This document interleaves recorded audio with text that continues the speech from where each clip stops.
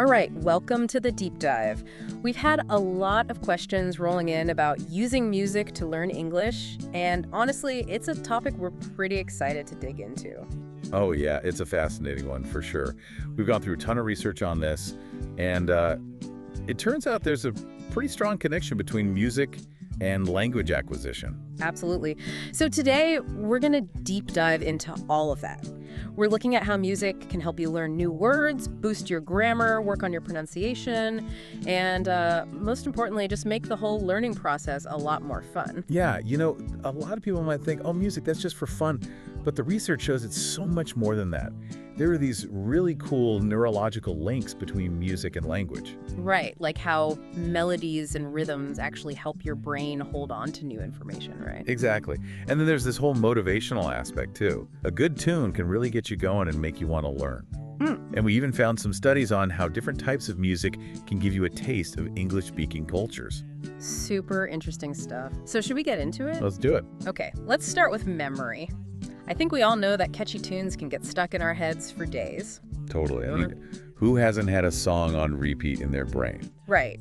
So it turns out there's a reason for that. The melody and rhythm in music actually trigger certain areas of the brain, like the hippocampus and the amygdala, which are all about memory and emotions. It's like music creates this perfect storm for learning. You've got the melody, the rhythm, and even the emotions tied to the song all working together to make those new words and grammar rules stick. Makes sense. And what about the repetition in music? That's going to be a big factor too, right? Oh yeah, huge! Think of it like this. Every time you hear a word or a phrase repeated in a song, it's like you're carving a deeper path in your brain. That repetition strengthens the connections, making it easier to remember things down the line. It's kind of like how we learn the alphabet, right? That Yeah. simple melody and the repetition just make it impossible to forget. Exactly. That alphabet song is a perfect example. And those repeated lyrics and musical phrases, they give you multiple exposures to the language without even realizing it. There's a whole bunch of neurological studies showing how engaging with music lights up those memory and emotion centers in the brain. Wow. Okay, so we've got memory covered, but let's be honest. Sometimes learning can feel like a chore. That's where motivation comes in, right? And music can be a total game changer there. Absolutely. You put on some music you enjoy, and it instantly creates this relaxed and enjoyable atmosphere. The stress melts away, and you're more open to learning. And when you're having fun, you're more likely to stick with it, right? I mean, I know if I'm enjoying something, I'm way more likely to keep doing it. Totally. And it's interesting. Research shows that a fun learning environment can actually push you to tackle tougher stuff. It's like you're more willing to take risks and challenge yourself when you're not feeling pressured. That makes sense. Students actually report feeling way more motivated when music's involved. So if you're finding yourself getting bogged down, maybe try putting on some music while you study. See if it makes a difference. Yeah, give it a shot. And all of this idea of making learning fun and reducing stress, it ties into creating this really harmonious learning environment. When you're relaxed, your brain just soaks up information better. It's like that whole effective filter thing, right? If you're stressed or anxious, that filters up and it's hard for anything to get through. But music helps lower that filter. Right on. And teachers have noticed this too. When music is playing in the classroom, everyone's more focused. There's this calm and attentive vibe, like the music is creating this space for everyone to just tune in and learn. It's almost like the music provides a soundtrack to the learning process, Yeah, totally. Okay, so we've talked about memory, motivation, and creating the right atmosphere, but what about different types of music? Does it matter what kind of music you listen to? That's a good question. And the answer is, it kind of depends on where you're at with your English. Okay, break that down for us. All right.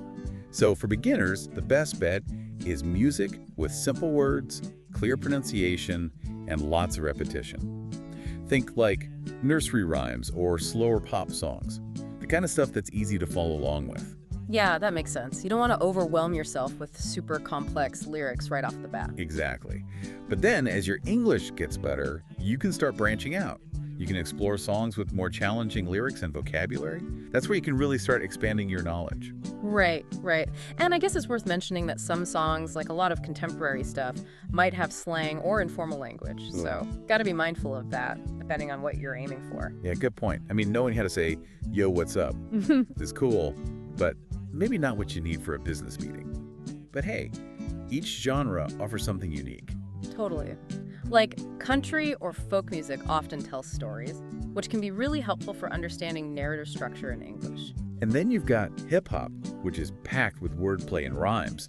That's a great challenge for advanced learners who really want to push themselves. Yeah, there's just so much variety out there, and each genre gives you a different perspective on the language and the culture. Absolutely. And I think that leads perfectly into our next point, which is the connection between rhythm and grammar. Oh yeah, good one.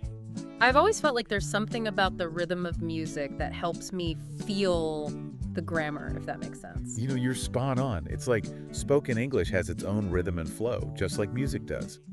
And when you listen to English songs, you're subconsciously absorbing those patterns. You're getting a feel for how sentences are structured and where the emphasis falls. Right, right. It's like music provides this blueprint for how to speak English naturally, with the right pacing and intonation. Exactly. Those rhythmic patterns make it so much easier to mimic and reproduce English speech. It's like music breaks down those complex grammar rules into bite-sized musical chunks. And that helps with pronunciation and fluency too. It's all connected. It really is. It's like music highlights this deep connection between rhythm and language. It's pretty amazing when you think about it. And speaking of connections, music also offers this incredible window into English-speaking cultures, right? Absolutely. It's like a crash course in history, traditions, and everyday life. You hear about different experiences, viewpoints, beliefs. Yeah. You get exposed to the slang, the idioms, the references that only make sense within a specific culture. It's like you're learning so much more than just the language itself. You're totally right. Music helps you connect with the language on a deeper, more emotional level. It goes beyond just memorizing words and grammar rules. Yeah. You start to understand the heart and soul of the culture behind the language. And that makes the learning experience so much richer and more meaningful. Oh yeah, for sure. But of course, it's important to be mindful and respectful of the cultures you're engaging with. Couldn't agree more. Always choose songs that are culturally appropriate and be sensitive to the context. Right. And, all of this cultural immersion, it also ties back to vocabulary, right? Song lyrics are like this goldmine of new words and expressions. Yeah. And the cool thing is, you're not just seeing these words on a page, you're hearing them in context, within a story, with emotions attached. Exactly. That's why songs are so good for memorizing new vocabulary. The melody acts as this extra hook in your brain, helping you remember not just what the word means, but also how to say it and when to use it. Plus, songs are full of idioms, slang, those everyday expressions you won't always find in a textbook. Right. You pick up on all those little nuances that make your English sound more natural and authentic. And speaking of sounding natural, I think it's time to talk about pronunciation. How can music help with that? Oh, singing is like a workout for your pronunciation muscles. It helps you practice all the sounds of English, from individual vowels and consonants to the way words flow together in a sentence. Yeah. Like when you're singing, you have to pay attention to intonation, rhythm, the emphasis on certain syllables. It's all about getting that natural cadence and flow. And there are studies that actually show a link between musical ability and better pronunciation skills. Wow, really? So people who are good at music tend to be better at pronouncing English words. Yeah, there's a correlation there, and I think it makes sense. Music trains your ear to hear those subtle differences in sound, and it also helps you control your vocal cords to produce those sounds accurately. That's so cool. And when you sing along to English songs, you're basically immersing yourself in the sounds of the language. It's like a pronunciation boot camp. Exactly. You're training your mouth to move in the right ways, to make the right sounds, and to mimic the natural rhythm and intonation of native speakers. And that can help you develop a more authentic accent, too. For sure. It's like the music gives you a model to follow, a template for how to speak English naturally.